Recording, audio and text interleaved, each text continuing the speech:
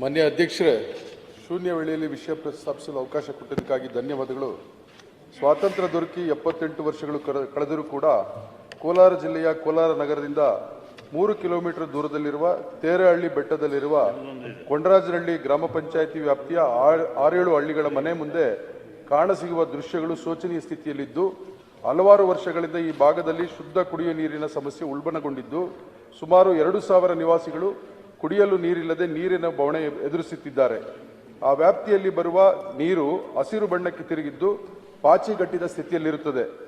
ಬೆಟ್ಟದ ಮೇಲೆ ಬೋರ್ವೆಲ್ ಕೊರೆಯಲು ಸಾಧ್ಯವಾಗದೇ ಇರುವುದರಿಂದ ಈ ಭಾಗದಲ್ಲಿ ಜನರು ಬಾವಿ ಮತ್ತು ಕುಂಟೆಗಳ ಮೇಲೆ ಅವಲಂಬಿತರಾಗಿರುತ್ತಾರೆ. ಮಳೆ ನೀರಿಗೆ ಮಣ್ಣು ಮಿಶ್ರಿತ ನೀರು ಬೆರಕೆಯಾಗಿ ಆ ಭಾಗದ ಬಾವಿ ಕುಂಟೆಗಳಿಗೆ ಸೇರುವುದರಿಂದ ಆ ನೀರು ಅಲ್ಲಿನ ನಿವಾಸಿಗಳಿಗೆ ಕುಡಿಯಲು ಯೋಗ್ಯ ಸ್ಥಿತಿಯಲ್ಲಿರುವುದಿಲ್ಲ.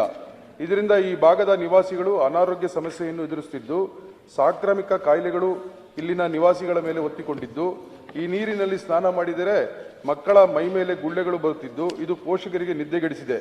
ಮಳೆಗಾಲದ ಅವಧಿಯಲ್ಲಿಯೇ ಈ ಸಮಸ್ಯೆ ಇರುವುದಾದಲ್ಲಿ ಇನ್ನು ಬೇಸಿಗೆ ಬಂತೆಂದರೆ ಅಲ್ಲಿನ ನಿವಾಸಿಗಳ ಹಾಹಾಕಾರ ಹೇಳುತ್ತಿರದು.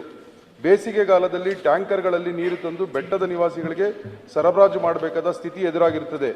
ಕೆಲವರು ದೂರದ ಬಾವಿಗಳ ಬಳಿಗೆ ಹೋಗಿ ಬಿಂದಿಗೆಗಳಲ್ಲಿ ನೀರು ಹೊತ್ತು ತರುತ್ತಿದ್ದು, ಈ ಸಂಬಂಧ ಆ ಭಾಗದ ನಿವಾಸಿಗಳೆಲ್ಲರೂ ನೀರಿನ ಸಮಸ್ಯೆ ಹೇಳಿಕೊಂಡು ಆಕ್ರೋಶ ವ್ಯಕ್ತಪಡಿಸುತ್ತಿದ್ದಾರೆ. ಬೆಟ್ಟದಲ್ಲಿನ ತೇರಹಳ್ಳಿ, ಕುಪ್ಪಳ್ಳಿ, ಶಿವಗಂಗೆ, ಪಾಪರಾಜನಹಳ್ಳಿ, ಕೆಂಚೇಗೌಡನಹಳ್ಳಿ, ಬೆಟ್ಟದ ಹೊಸಹಳ್ಳಿ ಎಂಬ ಗ್ರಾಮಗಳಿದ್ದು, ಇಲ್ಲಿ ಸುಮಾರು 500 ಮನೆಗಳು ಇದ್ದು ಮೂಲಭೂತ ಸೌಕರ್ಯಗಳ ಕೊರತೆಯನ್ನು ಸಹ ಎದುರಿಸುತ್ತಿದ್ದಾರೆ. ಬೆಟ್ಟದಲ್ಲಿ ಕೊಳವೆ ಬಾವಿಯನ್ನು ಕೂಡ ಕೊರೆಯುವಂತಿಲ್ಲ ಹಾಗೂ ಶುದ್ಧ ನೀರಿನ ಘಟವೂ ಸಹ ಇಲ್ಲ. ಹಾಗಾಗಿ ಆ ಭಾಗದ ನಿವಾಸಿಗಳು ತುಂಬಾ ದೂರದ ಕೆರೆ, ಬಾವಿ ನೀರನ್ನೇ ನೆಚ್ಚಿಕೊಳ್ಳಬೇಕಾದ ಪರಿಸ್ಥಿತಿ ಎದುರಾಗಿದೆ. ಆ ನೀರನ್ನು ತಂದರೂ ಸಹ ಡ್ರಮ್ಗಳಲ್ಲಿ ಸಂಗ್ರಹಿಸಿಟ್ಟರೆ ಆ ನೀರು ವಾಸನೆ ಬರುವ ಸ್ಥಿತಿಯಲ್ಲಿ ಬಂದೊದಗಿದೆ. ಇದೇ ನೀರನ್ನು ಅಡಿಗೆಗೂ ಸಹ ಬಳಸುತ್ತಿದ್ದಾರೆ.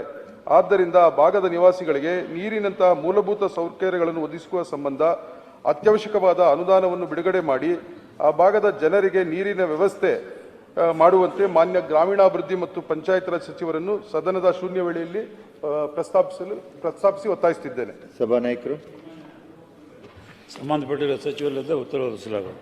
ರಮೇಶ್ ಬಾಬು.